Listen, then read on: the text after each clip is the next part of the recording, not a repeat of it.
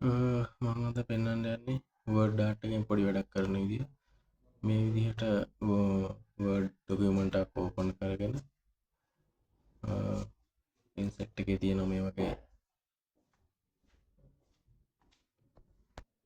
දකුණු පැත්තට යනකොට මෙන්න මෙතන quick parts එකට පල්ලෙහාම Word art කියලා ඒක ක්ලික් කරන්න. ඒක ක්ලික් කරලා අපිට තෝරගන්න තියෙනවා මෙතන ඒ අකුරු පෙන්නනවා.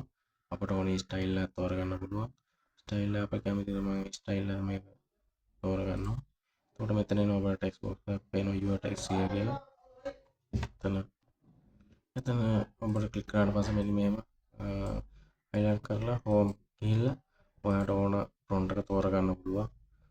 මම තෝරගන්නවා මගේ stencil කියන font එක. තෝරගෙන ඔයාට ඕන වචනයක් type කරන්න පුළුවන්. මම මෙහෙම 1 2 3 4 මෙහෙම අංකයක් තෝරගෙන අපිට ඕන විදිහට ඕන තරම් ලොකු කරගන්න පුළුවන් මේක. ඩබල් ක්ලික් කරාම ඔයාට මෙතනින් පුළුවන් shape fill කරගන්න ඕන outline එක පාට කරන්න ඕන එහෙම ඕන දෙයක් කරන්න පුළුවන්. මෙතන මේ format එකේ මේ අකුරෙන් ගිහිල්ලා ABC පල්ලෙහාම මෙතන ක්ලික් කරාට පස්සේ ඔයාලට ඕන ස්ටයිල් එක මෙතන පෙන්නනවා.